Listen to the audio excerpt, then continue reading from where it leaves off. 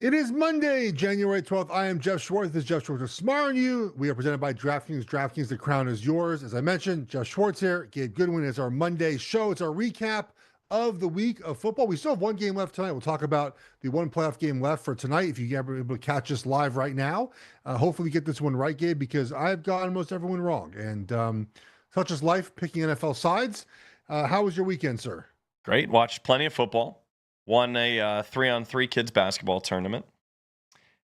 And I have to say, the Monday night edition in the playoffs is kind of like what the Saturday afternoon game used to be. Like back when it was like the ESPN streaming version of a game. That's what we got here on Monday night. It was, I don't want to steal a bit from someone else, but I think it sums it up well. Like Simmons and Sal talk about it being the Shakey's game, right? Like Yeah, that is there a you go. great representation of what that game used to be for the National Football League. It was the AFC. The Houston Texans made a joke when they were chosen to play on Monday night. That they put out a meme, like a tweet about how this wasn't their usual slot at 4:30 Eastern on Saturday. We have had incredible games so far outside of, unfortunately, the game late last night. That was not good.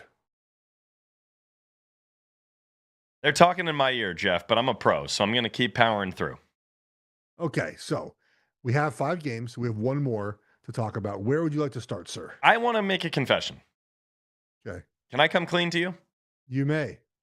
So, we've been doing this show for a while, and you've been very patient with me as I talk about my frustrations with Tom Brady over the years, mostly as a Jets fan in the past, a little bit as a Yes. broadcaster. But I have to say something. He has reached and now surpassed Tom Brady, and he was legitimately good to listen to yesterday. The diagram of how to throw the ball in the wind, where he showed what he was doing, was one of the cooler things I've seen on a broadcast in a long time, and I totally bought all the Tom Brady charisma. So for those who missed it, I have a football right here. Tom Brady talked about how it was very windy, the Eagles and the Niners game. That's the game he was doing, right? Eagles Niners. Yeah. And because I think Brock Purdy threw a couple passes that got kind of caught up in the wind. And he was talking about how when it's windy, you basically have to turn your hand more on top of the ball so you can throw the ball like almost like a dart and have the nose of the ball down so it cuts through the wind better, where you would normally throw the ball with your hand more underneath it and the wind would catch the front end of the ball and take it on a journey, which, like, I saw a tweet saying like that we're not going to have that level of psychopathic quarterback ever again in the National Football League. I mean, he literally was talking about like he just moved his hand like 15 degrees north when he threw in the wind to make sure he kind of cut through the wind a little bit better. And that was wonderful to hear, because that's why he's on the show, right? It's why he has that job. It's to tell us things like that. On the flip side, Tony Romo just says nothing for 3 hours, and that's why we like Tom Brady even more now. Look, my thing about the Romo stuff is quite simply, when I listen to a game, whether it's Tom Brady, Greg Olson's great, JJ Watt's done a really good job, whoever it is, I want to know what happened on the play. That's what I want to know. I don't need someone who guess what's going to happen. Romo guesses. He just guesses what's going to happen. We know nothing post snap. He doesn't tell us anything post snap. Brady, Olson, Watt, Collinsworth, Romo, all these, not Romo, Aikman, all these guys that tell us what happened on the play. That's what I want as a viewer. I want to hear what happened on the play. And Romo doesn't give that to us. And Brady's getting much better at it. So, bravo to him. Look, this is the first time I think for a lot of us, I listen to games with on mute for most of the season. There's too many games on at once. This is the first time all year we have the volume on one single game, and that was the way it was the entire weekend. So I'm glad you can admit Tom Brady is good now. On the Patriots, man, I'll tell you what, buddy. I said they're fugazi. Took a lot of heat on social media. I'm not even sure they're any good still, but the Patriots might be back, Gabe. They might have found a way to reload a quarterback and coach before the Jets even did anything. All right, so we're going there. We could have gone to a lot No, of games. Let's do the Patriots. No, let's get that out of the way. So Tom Brady gets us to the Patriots. They did absolutely kick the crap out of the Chargers. And instantly our group chat turned into Hank and Matt trying to dunk on our boy, Justin Herbert. well, Matt hates Herbert. Yeah, He can't well, stand no. Herbert. A totally irrational hatred of Herbert. Any normal person knows it's a problem with the offensive line. They show the graphics of how bad those guys are. They're all injured, and the replacements are not good. But also this, Patriots linebacker says one of the offensive players told him, we can't understand your defense. We don't know what you're doing. We can't understand your schemes. Talk to me about that. How is that possible? Yeah, so a couple things here. Look, I think it's fair to say Herbert didn't play his best last night. But I think it's sort of understandable when he goes into a game thinking he's going to get murdered. He got hit so hard on that second to last drive game. I thought he was dead. Yeah. I thought he was dead. He was dead. He like fell backwards like the life had been taken from him. And he was pressured 30 times in that game. 30 pressures in that game. A good day is like 15, you know? He was hit, battered. He had Ladd McConkey second play of the game, just didn't throw him the ball in a scramble. Like there were parts of his game he could have played much better, but I think he goes into it sort of worried he's going to get hit. And that's the worst part as a quarterback. And I wish he would be more vocal this offseason about fixing the offensive line. Their center is ranked 41 out of 41 eligible centers. It's only 32 NFL teams, Gabe. So that's not great. As far as the comment Spillane, so the linebacker said Chargers players told him that we didn't know what you guys were doing on defense. And it looked that way. No one was open. So it was a whole plethora of things, right? The offense line couldn't block. Herbert missed some throws, and no one was open. And so all those things combined for the Chargers to stink away that game. It was still 9-3 in the fourth quarter. As bad as that game went for the Chargers, they had an opportunity many, many times to win the game because second most pressure in the NFL is Drake May. Like their offense line's not good either. Mm-hmm. And he fumbled the ball. He didn't look sharp most of the game. But I do think, like, here's the thing, though. So Drake May, bad offensive line, not a lot of weapons on offense. Justin Herbert, bad offensive line, not a lot of weapons on offense. Drake May overcame that, Gabe. Now, is that because he's so much better than Herbert? I think there's a coaching disadvantage for Herbert, right? Where Josh McDaniels, I think, is so much better than Greg Roman, their offensive coordinator. But you got to give credit to Drake May. He played through the hits and the contact and scrambled for 60 yards and had that big run as one of the scrambles. He made enough throws at the end. Herbert hasn't got to the point yet where he can do all those things. That being said, Herbert has a broken hand, and he just went into that game very clearly, not very confident in his offensive line. Final play of the season, 3-man rush, and the center gets beat, and he gives up a sack to end the game. Yeah, I mean, there were guys coming through the middle and just karate chopping him in the head. There was all kinds of contact. That was not illegal play there. He was tripped on another play. I mean, look, the officials weren't great. The Chargers didn't get many calls in that game, but I don't know what to expect. I will once again on Friday with Matt Ford bet against the New England Patriots, whoever they play. They play the winner of tonight's game. I don't think they're going to be a good football team. And Chargers yesterday were not a good football team. No, as a lifelong Chargers fan, I've seen worse, but that wasn't great. Glad I didn't pay close attention. Glad I had very low hopes. So let's say we're done with them. We'll talk about the Patriots in a week if they're still alive. I would like to talk about a quarterback I do care a bit more about, the way I wanted to start the show. I texted you guys at 7:07 Pacific on Saturday. It just simply said, Caleb time. I saw it coming. The rest of you didn't. You. Oh, no. I bet on the Bears mid-game. Nah, I'm saying the comeback. The fourth quarter thing that he's been doing all season long. I bet on the Bears plus 4.5. All right, well then, here, take your flowers. I want to know, at what point do we stop acting like this is surprising and just say, this guy's really effing good? Okay. All right. Calm down, buddy. So the reason why it's still a surprise is because the Bears have had 7 comebacks this year where they were trailing under 2 minutes left, the most NFL history for a single season. Like, that's not normal, right? What is normal now is Caleb Williams very clearly can make plays at the end of these games. The 4th and 7 throw was wild. I mean, look, there's some of the people like, that's the greatest 4th down throw of all time. Like, let's take a deep breath. It was a great play by Caleb Williams. The thing that he has to work on now is the first 50 minutes of the game when he completes 50% of his passes. Like that's the next step, right, Gabe? So I think a lot of people look at that and think like, well, he's making these plays at the end because he's not playing well to start the game, which is true. He's not, he completed, he was 24-48 last night or 2 nights ago, whenever that was. And they scored 3 points in the first half, again against the Packers, or maybe it was 6. So that is why there's still skepticism, because it's not a complete 60 minutes from him where we see other quarterbacks of his age or around him in tiers playing the full 60 minutes. When he is on at 100% Caleb Williams, he is great, but you can't continue to have a season and a career when all you do is come back in games. That's not sustainable for an entire career. That's why people, I think, are so skeptical. I'm not. I've liked him from the beginning. So some Bears fan tweeted me like, "How dare you?" I made some comment about, I don't know what I said, and they're like, "How dare you?" Blah blah blah blah blah blah blah. And then he tweeted me back. He goes, "I searched your name and Caleb Williams, and you've been a defender of him. I'm sorry." I'm like, "Yeah, I've been a defender of Caleb Williams. I don't like what do you want from me?" So that's why people still think it's not sustainable the way he plays just in totality. But very clearly, if Ben Johnson can clean up a little bit of his completion percentage and a more efficient quarterback to start the game, the sky's the limit for him. Okay. Thank you for saying that. Unlike that guy on Twitter, I can acknowledge you have defended Caleb at times. You're critical too, but that's how you are with most people. So now I would just like to have an honest conversation with the remaining 8 quarterbacks. Let's draft them.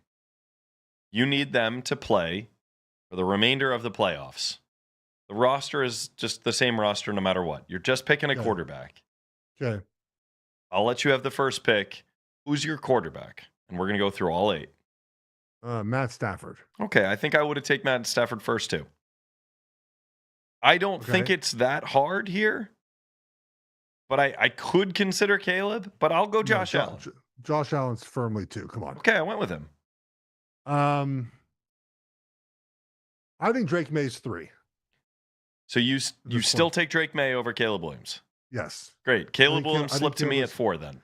I think he's 4. I think he'd be 4. I would be okay with 4, even though see. But here's the thing, though, dude. I think Purdy's really good. Okay. If everyone's healthy, like I think that the very clear upper tier of this is Stafford and Allen. They're 1 and 2. Like then you break the tier off. Yep. And you probably go with some combination of like May, Darnold, Purdy, Williams. Like that's sort of like the next group. I think maybe Darnold's the bottom of that group. And then whatever's, but if Stroud wins, Stroud's up there. I think he's, but I think Bo Nix is last, by the way. I think the rest of those other guys can just sort of dealer's choice at that point. Okay, but so here's the point I'm trying to make. Aaron Rodgers and CJ Stroud at 2 opposite ends of their career, but are just that mid quarterback right now. The 2 worst quarterbacks in here are the 1 seeds. Yeah, I think so. Yeah. Okay, so like we have winning teams.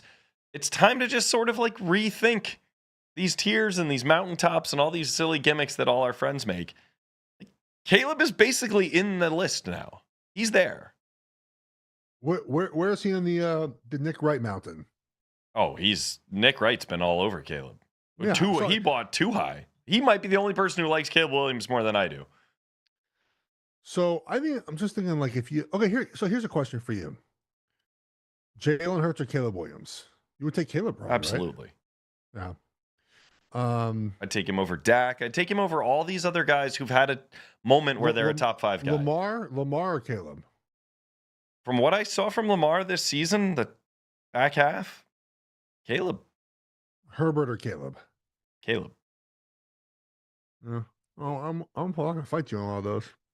Yeah. I like Herbert more than most people do, but I think Dak's really good. I don't know if I would do that quite yet, but yeah, I think if you have an upper tier of like Allen, Burrow, Mahomes, that's probably the upper tier, right? Stafford, I don't think I'm taking any of those guys over Caleb Williams, but well, I'm saying like if you have an upper tier of those, your 4 upper tier guys, right? You would, if you were to do tiers, that'd be the top of your tier, right? It'd be Allen, Burrow, Mahomes, Stafford, Jackson, maybe. Your tier.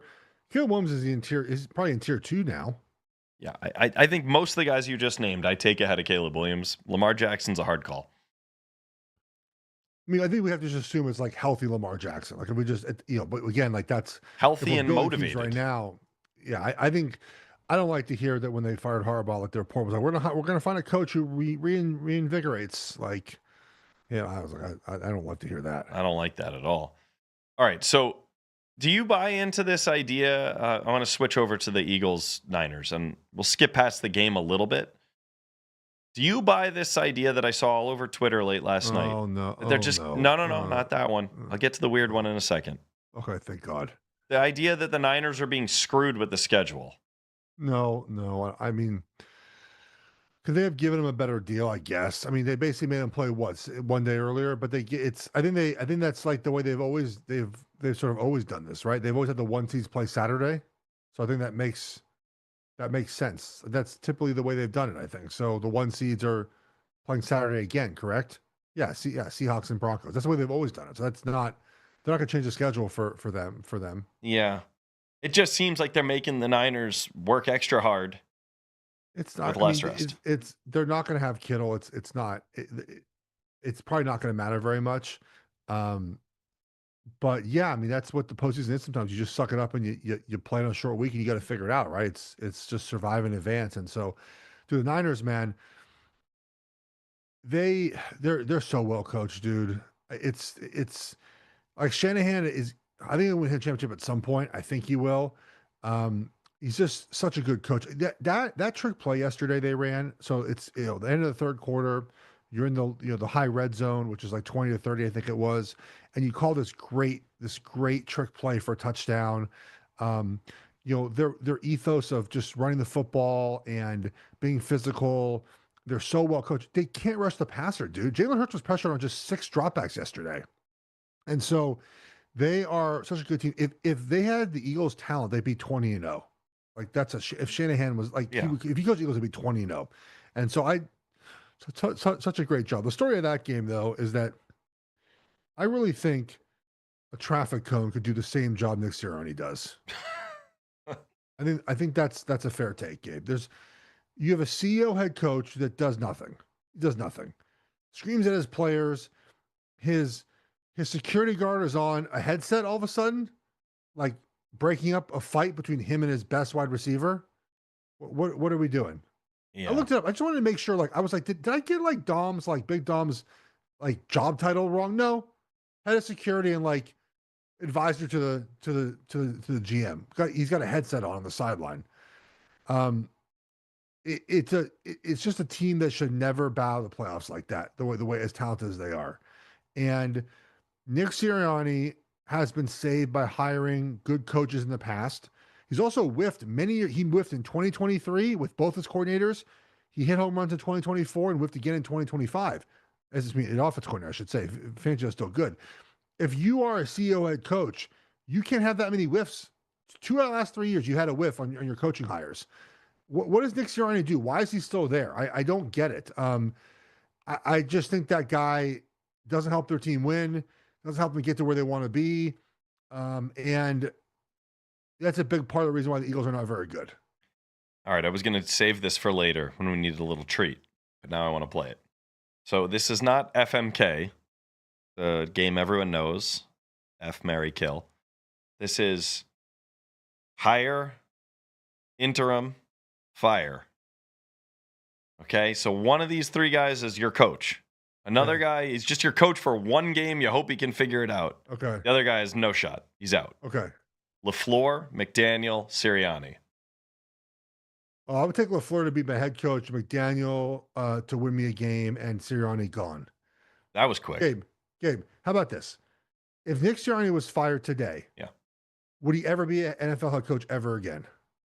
Exact same question came up among dads this morning, one of whom is a big Eagles fan, and everyone said, no way. No chance. Like, he's not even a play caller, so he wouldn't even be an OC. He would just be like a quarterback coach or an analyst, or he'd go to college, Gabe, and figure out how to call plays. Like, he wouldn't have a job. Can you explain this term you're using, the CEO head coach? I've heard it. I know you've used it. Just walk people through that.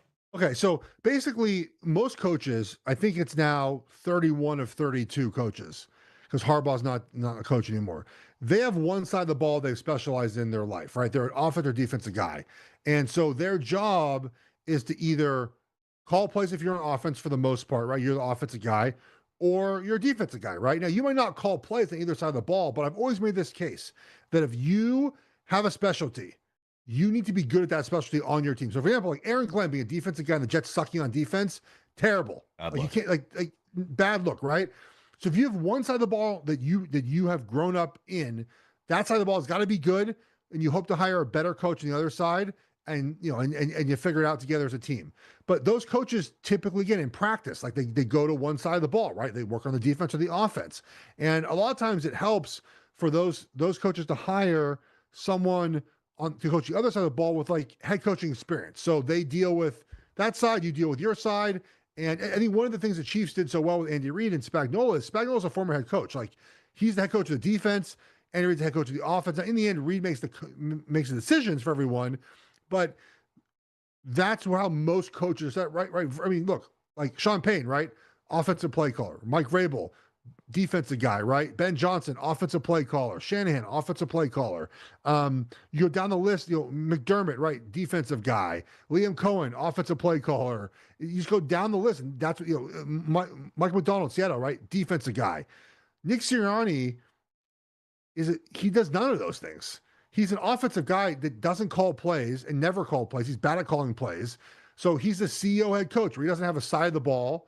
And you can do that. It can work, Gabe, but you have to hit 2 home runs at coordinator hires, right? Because you're not coordinating one side of the ball. And then 2, when things are going bad on offense as they were this season, most often the offensive coach would step in and give words of advice and help out. He can't do that. Yeah. So what's the point? And also, too, when you're a CEO head coach, you're a culture guy. Does Sirianni seem like a culture guy? He cusses at fans and he yells at the camera and stuff. He makes weird faces. Like, I don't feel like a culture guy.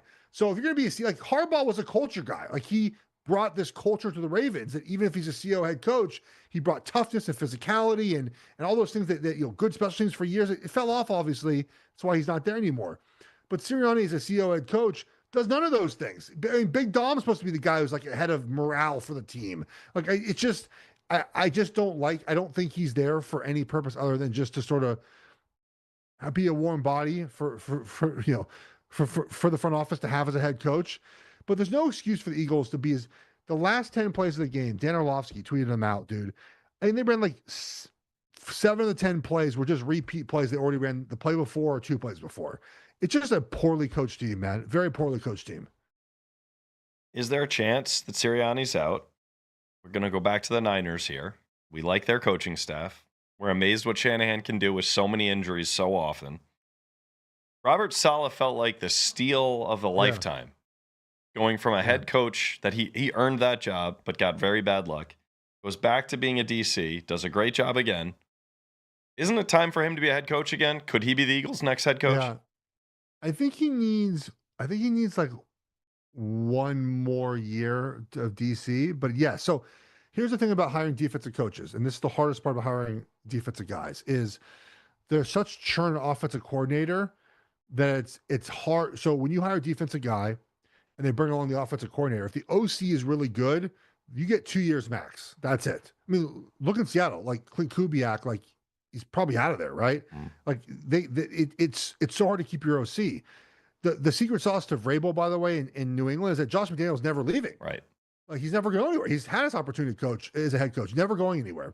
So if you hire Robert Saleh, you ask him who he brings along as offense coordinator. He probably brings along the Niners quarterback coach, right, or the OC in whoever that, or Mike McDaniel. Like, I was going to say, couldn't he go get McDaniel? He could, like someone like that. But then that person's going to leave after a good season. And that's the hardest part about hiring a defensive guy. Now, it shouldn't dissuade you from hiring a defensive guy, but the fact is, like, they have to hit home runs on the offensive coordinator because those guys are going to leave very often. Yeah. All right. You made it very clear you have no thoughts on this theory that the Niners are having injuries because they practice next to an electrical power station. The facility's been there like 30 years, dude. Yeah. Like, it's not, this is one of those things on Twitter that's like, so I'm not a conspiracy guy, but a good buddy of mine is, and we've talked a lot about like why people believe in them. And it's in the absence of information, and they fill the void with conspiracy, right? Like, there's no way to explain why Niners are always hurt the last couple of years. And I just say it's bad luck. I've been on injured teams before. Just shitty luck, man. Like there's no power plant in New York when everyone got hurt in the Giants in 2014. Like you just have it's just shit luck. But because there's no really explanation besides just shit luck, you fill that with a conspiracy that electromagnetic waves from a power station are zapping the energy of the 49ers, which is essentially the story that there is. But the practice facility's been there 30 years. The station's been there. Why it wasn't a problem 30 years ago. So you know me, I don't believe in that. I know that you might believe in that. Well, I find it interesting. And a lot has changed in player health in 30 years. This is why I knew you would like this topic. That's why I didn't veto this, because I have no real thing I'm just to say saying, on it. I don't know who this guy is. He could be a total quack, but he laid out a pretty compelling case that something about practicing next to this place could be creating these tendon and soft tissue injuries. And we agree, right? They have an enormous amount of them with their players.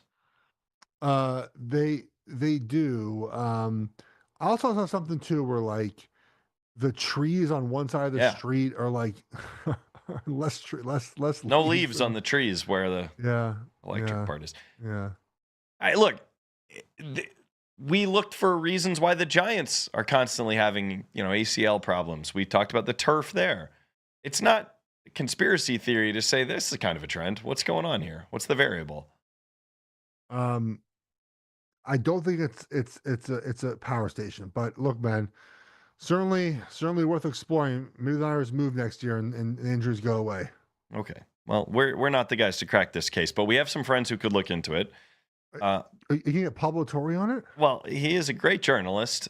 A lot of people are giving a journalist in Jacksonville a hard time because she complimented the coach and said to keep his head up after the loss. It was a nice moment, if you're a normal human, between a reporter, probably isn't a very experienced reporter in national NFL media, said a few very nice things to Coach Liam Cohen at the stand after the game. Basically told him, good job this season, don't get down on yourself. Never really asked much of a question. And then the whole sports Twitter blew up. Yeah. What do you think of that?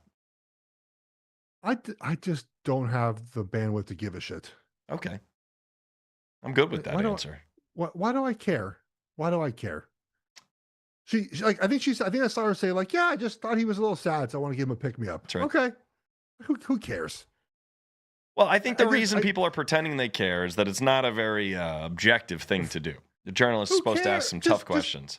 Hey, man, keep your head up. We believe in you. And we're going to have like a 24-hour news cycle where we break down that freaking one sentence statement that this lady, very nice, just seems like a nice lady, just wanted to comfort the coach really quick. And look, she said he looks sad, so I want to say something nice. I don't have the outrage meter for that, Gabe. I just don't. Okay. I just don't care. Well, I thought it was nice, and I don't think we should be outraged by it. I just wondered if you had an opinion, because oftentimes these topics come up on our show, and you surprise me with your answer sometimes. So let me ask you this. Do the Jags need to go tap into the folks at UCF who put out a very blatant tweet basically saying, hey, transfer portal kids, no state income tax here in Florida. Come on in. Now that they're getting paid, that should save them, 40 cents on a dollar or something? Geez. Do the Jags need to broadcast this and get some star players? I feel like they ceilinged. They're a lot of good players. They played above their skis this year. Lawrence is just, I believed in him. It's my fault. It's my fault for believing in him. Yeah, dude. By the way, the portal stuff, man, it is absolutely insane. Like, Oregon loses. We'll talk about Oregon in a second. They lose. And that was Friday night. Saturday, Sunday, today's Monday. So Sunday, 20 kids went in the portal, Gabe, on Sunday. Like, trying to follow the rosters in college football now are so incredibly difficult. And then we have, I think, 5 kids commit today. I have no idea what's happening on my favorite college football team. It shouldn't be this way. I get why it is, but to squeeze in two coaches on your staff, and Ole Miss had this problem too, right? They're leaving, right? So coaches are leaving on the staff.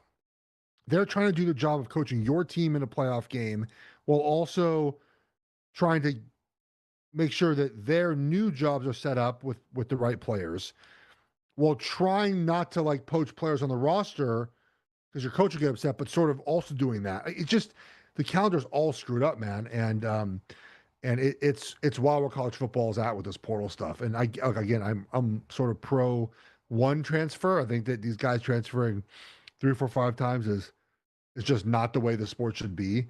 But college football stuff is crazy. And the Jacksonville Jaguars obviously have a hard cap. I mean, there's no hard cap in college football, right? So, Jacksonville can say, "Hey, come help us out." But they don't help Trevor Lawrence throwing a terrible interception to start the game, and then Trevor Lawrence. And this thing about Trevor Lawrence, we talked about this on Friday with Matt. I believed in him because he stopped doing Trevor Lawrence stuff for 8 weeks, and then he throws an interception, and then diving short of the first down and fourth down, he would have been 14-3, Gabe, if he had just not fallen down before he had to. And he did, and then Buffalo scored, and the game became out of control. So, just for other opportunities, just couldn't get it done. Credit Buffalo, man. Buffalo's a must-win game there for Buffalo, and they got it done. Yes, they're all must-win games now, Geoff. We were basically about to dive into college football, so instead of talking more about the Jags, we'll have plenty of time to talk Bills next week. Let's take a break.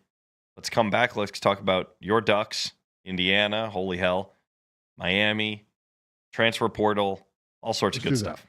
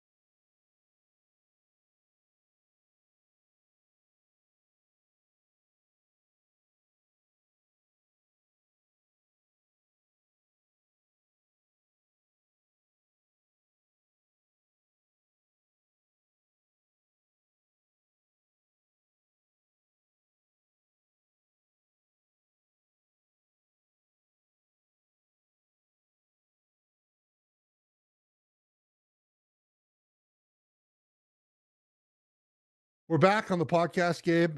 A bearded dragon might show up, by the way, on my shoulder in a second. My kids are feeding the bearded dragons right next to me, and they might bring one in. I think we'll see if one will make an appearance again on our show. Time for college football.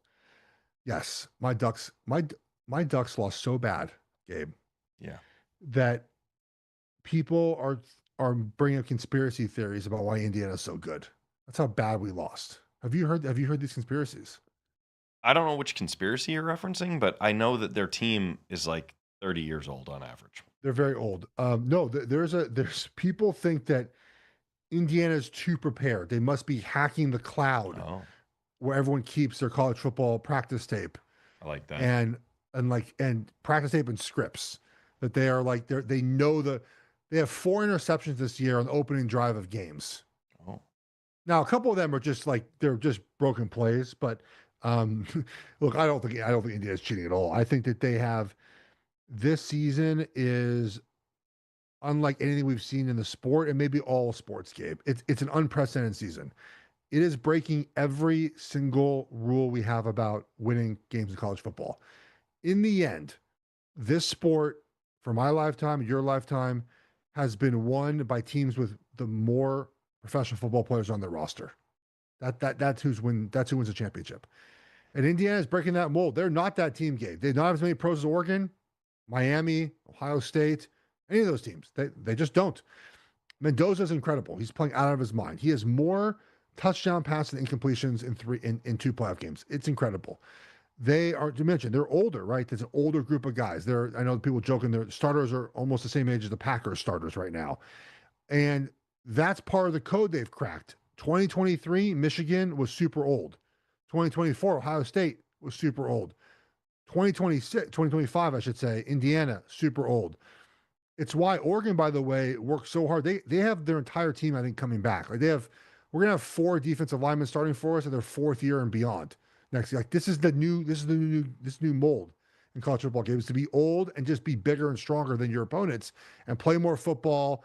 And look, when you have Indiana had a player who scored a touchdown in that game who caught a touchdown pass from Trevor Lawrence in 2020 at Clemson. That's good. I didn't know that.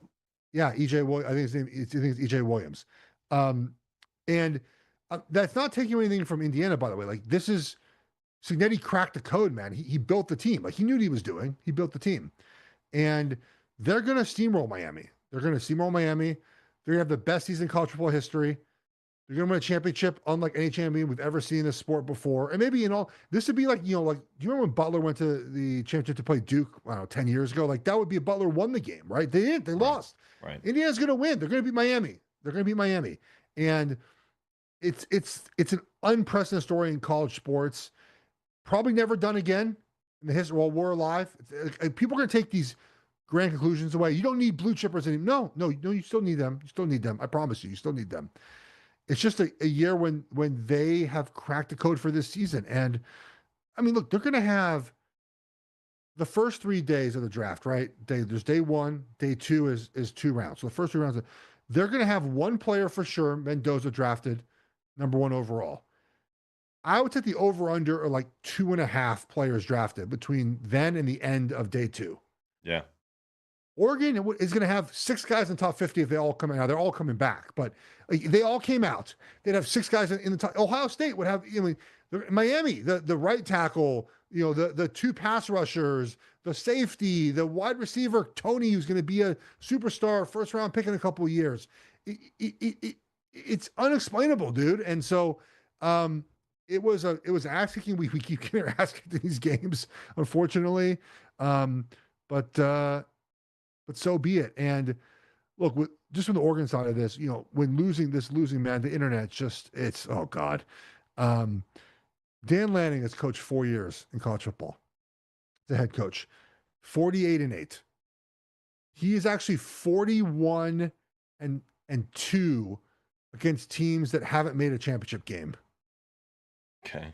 His 8 losses are to 6 teams that play in the championship game. Yeah. Right? Georgia, Washington twice, Ohio State, and Indiana twice. And I've done a lot of research on this. If I were to tell you how many head coaching years cumulative, not in one place, but cumulative, do you need historically to win your first championship? What would your guess be? Oh, man.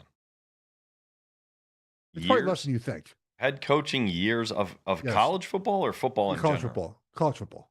I would guess the coaches that end up winning one have coached for 8 to 10 years before it happens. It's 6 years. Oh, wow. 6 years. Okay. So Ryan Day was year 6. Yeah. Kirby Smart was year 6. I think Dabo was 7. Urban Meyer was 6. He had 2 at Bowling Green, 2 at Utah, 2 at Florida, 1 second year at Florida. Saban was like 9 by the time he got his first championship at LSU because he was at Toledo, Michigan State. And, Ryan Day couldn't win the big one until he won the big one, right? Jim Harbaugh couldn't win the big one until he won the big one. Kirby couldn't win. Yeah, Dan Lanning can't win the big one. So he wins the big one. Like that's the way it works. And so we have this moving target all the time when it comes to these things. He just finished his 4th season. And, of course, you're going to get it from USC fans and Washington fans. I mean, it is what it is. The honest thing are Colorado fans. I'm like, Colorado, give it up, man. We beat you 3 years ago. Can you get over that by now? So it was bad. It was, oh, man. I mean, Friday night. So I think my brother texted me too. Like it was 51-13. He's like, "What was the spread on this game?" I was like, "Indiana covered." Yeah, they're safe. Don't worry on the spread.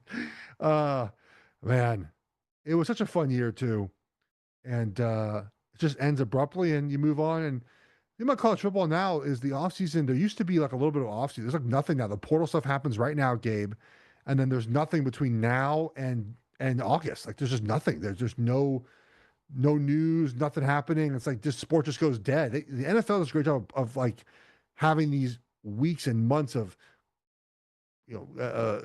Senior Bowl, East-West Shrine Game, free agency, pro days, draft, visits, OTAs. Like college football just goes basically dormant between now and the start of next season. I want to ask you about one of the pieces of news that did come out. I think it was just earlier this morning. Maybe it was yesterday. You got a new quarterback. So it's a little confusing what's happening with the old quarterback who you thought would stay. So fill me Yeah, in. Dylan Raiola is supposedly coming to Oregon. What does yeah. that mean in the quarterback room? I mean, they claim he's going to be okay sitting behind Moore if Moore comes back. Come on. Look, this is a tough discussion, right? Because Dante Moore needs to come back to be a better pro quarterback. I think he does. There's a lot of data showing if you don't have essentially 20 starts in college football, that your NFL career is not going to start good and probably won't end good. There's a lot of data on that. I think he's at like 18 right now. And very clearly there are things he can work on to be better. Even with all the NL money, the insurance money, he's going second in the draft.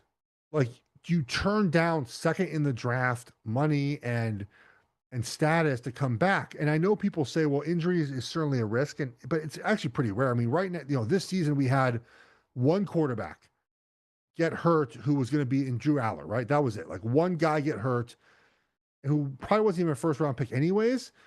So it's really tough because you're selling Dante Moore on a couple of things, right? You're selling him to come back on money. They'll pay him well. A Heisman campaign. Hey, look what we did for Bo Nix, who came back, and Justin Herbert, who came back. And let's win a championship. But those are the reasons that you sell Dante Moore to come back. So it's tough for me to sit here and say he should come back. I get why he wouldn't, but he will be a much better quarterback to enter the NFL if he comes back one more year than if he will go out now. I buy all of that. I have a hard time believing, though, that Dylan Raiola, one of the more sort of commanding, he can command a lot more in NIL money than the average, pretty good quarterback out there. If he's coming, someone must have indicated to him Well, good yeah. things will So happen. I'll just say Right? this for the 100th time. Um, Oregon does not pay top dollar for their players. They, Yeah. they just don't. And so um, I don't think he's getting $6 million a year like Sam Levitt's getting to LSU. Or it's just not. They just don't pay as much as you think they do. And so Will is probably getting 3 probably to be a backup, which is what I don't know what Dante Moore got, to be honest with you, last year. But um, I I I just don't think they're paying him $6 million a year to be there. All right. I want to ask you one more question about portal stuff then and money Yes. and NIL. Then I say we take a break and let's go back to the two teams going to the championship game because I want to make Okay. sure we hit that with enough time for people to put some bets in. So I read today Ty Simpson, Alabama, reportedly is being offered 6 million plus to at least 3 schools. I read the U, Ole Miss, and Tennessee. That seemed very surprising to me given the way his season ended. But Yeah. I what do you think of that? think Oregon's also in that mix as Okay, well. great. Maybe they'll Not have for 6 3 million. guys making. Not for 6 million. I mean, again, like, I think Ty Simpson's got to figure out, like, am I going Tyler Shuck? Am I going 40th overall? Or am I going in the 7th round? Right? Like, if he's in the same boat Dante Moore is. Like, he's a 1-year starter. Now, Moore started at UCLA a little bit, so that number is 5 games and more inflated than Ty Simpson. But the Ty, I would urge Ty to come back, man. I mean, I think that he could use another year. I mean, again, one more year in a good, like, if he goes, I don't know, what were the schools again you mentioned? The ones I saw reported today were I Miami, mean, I mean, Ole go to Miss, and Miami, Tennessee. You got a chance at a championship at least 2 of those places. go to Miami, run the football, and have a run game around you, have those weapons they have, and he might be a mid first round pick by the next season. Yeah. Did Carson Beck help himself, you think, this season?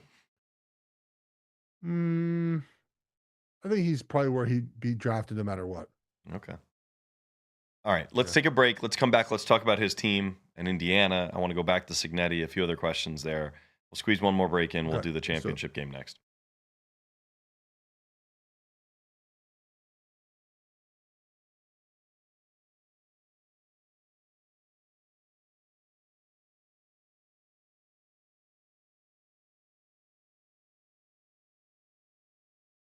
All right, Gabe, we're back here. Let's talk about Indiana and Miami. What's on your mind?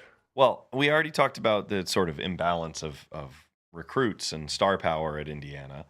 Obviously, Miami has a ton of well-known players who came in there and they got hot late in the year. Now they're on this run. I have to read off a stat to you that blew my mind because I think it sets up a Mendoza conversation. Yeah. He has 5 games this season with more touchdowns than incompletions.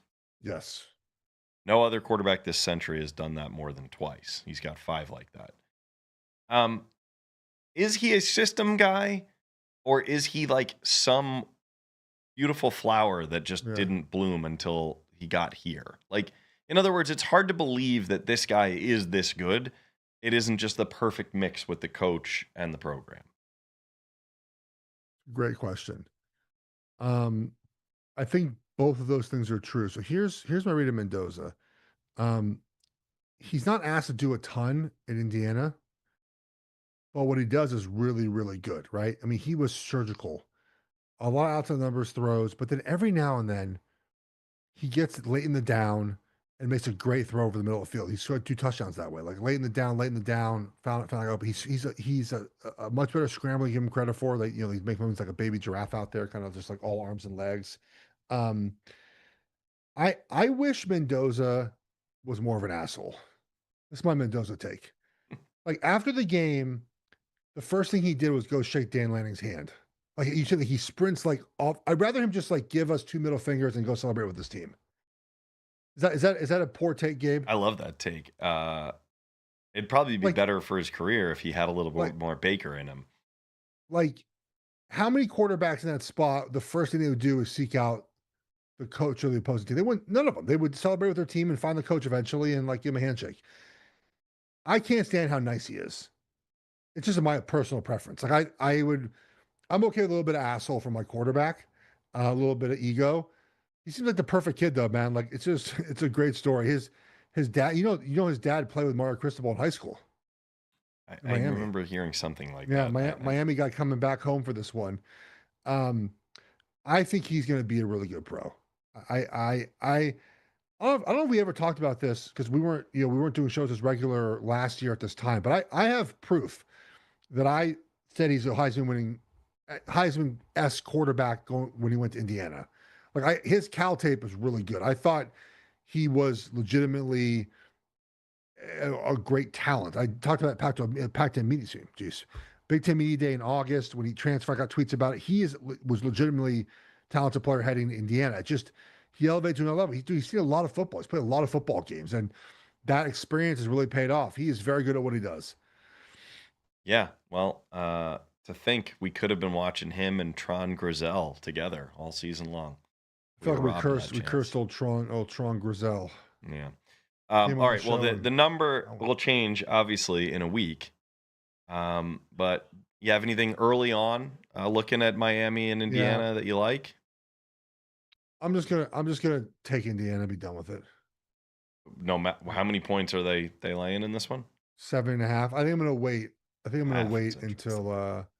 until like there's I think there'll be some money on in Miami closer to game day. All right. I Do you know how expensive predict tickets are for this game? It's uh, wild. it's so expensive that Mark Cuban of all people seems upset about the price. Right. He's asking on behalf of other Indiana fans how you find tickets to the game. That's his big thing on Twitter right now. I responded to, I don't know, maybe you buy a few hundred and give them out, man. It Yeah. shouldn't be that hard. They're expensive and hard to find. It's a Miami home game. So I think it's going to be a party, obviously, a major party for days. That whole weekend is going to be madness. People might not even make it to Monday night. Think about that. You know what it's like to go to a Super Bowl city. Oh People are yeah. dying by Sunday night. I went to Chiefs Niners Super Bowl Miami. Yeah, and like Dude, most it was people the have best. partied themselves out by the time the game Bro, hits. it was the most fun. We went to, I think it was like Lizzo Thursday night. All right. Friday night went to this Barstool party out in like this where it was a terrible decision, but I wanted to say hi. It didn't matter why I was there. I went with Meredith though. And it started pouring rain, Gabe, like pouring rain, and we had to walk. And there were no Ubers, so we had to walk like a mile in the rain We found a parking garage. A guy picked us up in an SUV. We said, "Hey, bro, like we're so can we take our clothes off?" So we sat I sat shirtless. My wife, I think, in her bra and panties, and we drove we were like an hour north of the city. We were Chiefs Team Hotel. We went back home like 2 o'clock in the morning. We were soaking wet. It was a disaster. Um, and then the next night we saw Rick Ross and Chainsmokers on Saturday night. And then Sunday the Chiefs played, and then Pitbull performed at the Chiefs after party. It's the best weekend. Well, I assume some of those guys will be in town this coming weekend. It was a lot of fun. And my biggest gripe, by the way, about college football schedule right now is why is this game not Friday? I don't know. What is the reason? They're going to have 2 NFL games Saturday and Sunday. Yeah. And every show that's going to start that day, First Take, First Things First, all those shows, they're going to start with the NFL first, the college football second. Now, maybe if it was Ohio State, Notre Dame, it's a little bit different. But I guess that was last year, right? It's just, it should be Friday. You should play the game before the NFL weekend. I mean, I agree with you. I'm trying to figure out why that wouldn't be how it was scheduled. Is it just availability of those venues? What would be the reason? Maybe they thought maybe the stadium has to be available for the Dolphins in case they have to host a home game. So that's why they schedule it that way. It would be after the NFL game. That's kind of what I'm guessing. But okay, so you're not going, are you? Why would I go? I don't know, man. You just told me how fun it was to go to the game. I mean, I would have gone if Oregon was in. I just would have gone, but I would have gone a press pass and not paid for tickets. Yeah. All right. Okay. All right. Well, I will probably try to find some fun things to bet on in that game. You're telling me you like Indiana laying 7.5? That's a lot. National championship game being more than a touchdown. That's weird, dude. So I'm gonna pull up the tweet from Bear. So I always type in Bear on Twitter. It's Chris Felica. There's a stat that it doesn't matter at all what the point spread is. The last 6 CFP championship games have been won by the favorite, which is covered by an average of 18 points a game. 15 of the last 18 BCS CFP championship games were won outright by the favorite. The favorites cover these games. It's either one direction. Like the underdog wins outright, or the favorite wins and covers. There's very rarely very rarely is the favorite winning these games and the underdog covers. Yeah, I understand what you're saying. Yeah. Okay, then let me ask you this. I'm fine if I'm alone on this one. Okay. Oh boy. All right. We've already dabbled into the Tom Brady thing. You guys like to share croissants in the Fox green room. I know you were very careful there. You don't want to say anything bad there. There's another guy might have once called a colleague. Maybe you still do. I don't know. I've had enough with Michael Irvin on the sidelines. Oh, it's too much. Yeah. You're a grown man. You've had your time. Get out of the way. Literally, get out of the way. He's blocking cameras now. I think it's time to put him on the ban list. Oh, interesting. Well, we have an inexperienced person pressing buttons today. Although I will note, many things went better without Hank. But we can't call up the ban list at the moment. We did not have any horns up graphics today, or whatever he puts up there. Horns down, horns up. So I think we should add him to the ban list. Michael Irvin, the ban list. I'm good with that. Yeah, he's an entertaining personality. I would happily have him on the show and talk. I just think he does not need to be such a presence around all the rest of the players. Let's watch the game. Okay, so maybe we should put down Michael Irvin, Miami Hurricanes fan. Just that part should be banned, not Michael Irvin himself. Michael Irvin, guest, analyst, just general. I bumped into him in a hotel. This is a true story. I won't. This is not even that big a deal. Bumped into him at a hotel lobby in a Super Bowl city. I forgot which one it was. I don't know him, right? But maybe we sort of know people in common. He stopped and he just started talking to me and my friend. He could not have been a cooler person to talk to. Totally friendly. Asked us, which part are you going to? Oh, so-and-so. Nicest guy in the world. And then off he went into the night. Did whatever he did. But, I got nothing against him as a human. I don't understand why he keeps on sticking himself in front of the kids themselves during these games. They let him have the access. Probably why too, right? They'll give him the access. All right.